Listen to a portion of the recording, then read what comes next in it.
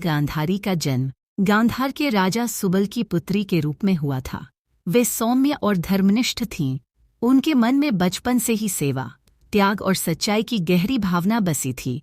ज्योतिषियों ने भविष्यवाणी की थी कि गांधारी का भाग्य अत्यधिक प्रभावशाली होगा, लेकिन उनके जीवन की कुछ घटनाएं उनके भाग्य को ऐसा मोड़ देंगी जिसकी कल्पना तक उन्होंने नहीं की थी।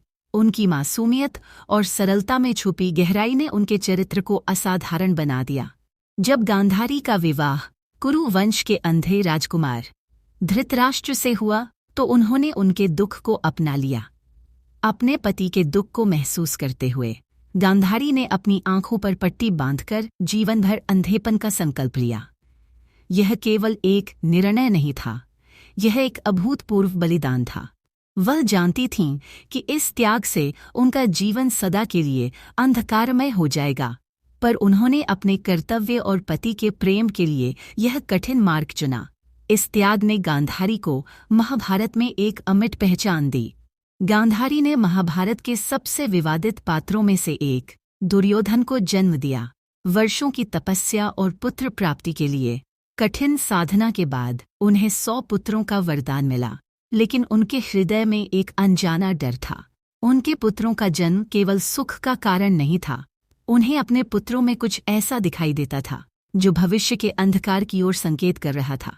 माँ होने के नाते गांधारी का दिल चाहा कि उनके बेटे सच्चाई और धर्म के पथ पर चलें, लेकिन उनके लिए यह चिंता का एक ऐसा बीज बन गया जो कभी नहीं मिट पाया।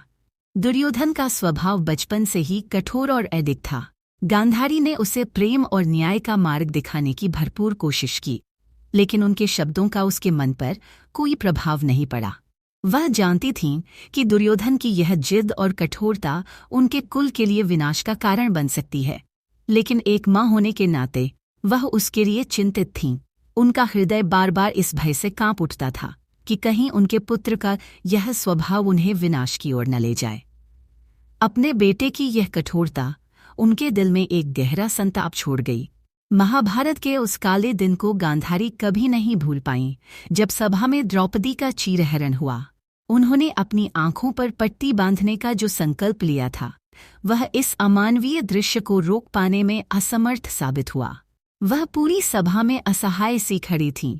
उनका दिल छटपटाता रहा, लेकिन उन्होंने कुछ भी कर पाने की सामर्थ्य नहीं थी। यह घटना उनके जीवन की सबसे बड़ी पीड़ा बन गई, और यह संताप उनके दिल में जीवन भर एक नासूर बनकर रह गया। महाभारत युद्ध के बाद गांधारी और धृतराष्ट्र ने हस्तिनापुर छोड़कर वनवास का मार्ग चुना। वहां के एकांत में उन्होंने अपने अतीत के हर निर्णय पर विचार किया।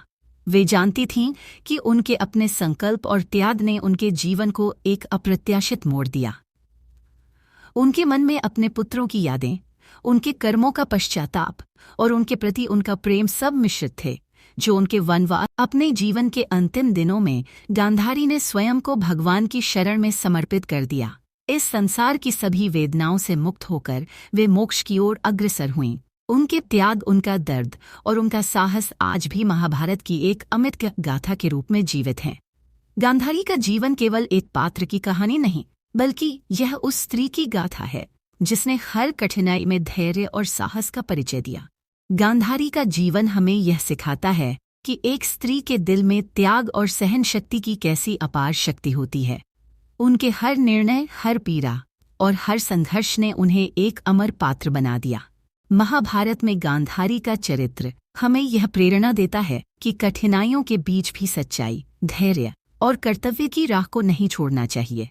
हमारा चैनल में आपका स्वागत है। हमारा ये छोटा सा चैनल है, हम आपके लिए कितना मेहनत करके वीडियो बनाते। अगर आप हमें सपोर्ट नहीं करेंगे तो हम आगे कैसे बढ़ेंगे, कैसे हम मोटिवेट होंगे। इसलिए चैनल को लाइक कीजिए, कमेंट कीजिए, सब्सक्राइब करना मत भूलिए और वीडियो अच्छा लग रहा है तो शेयर कीजिए।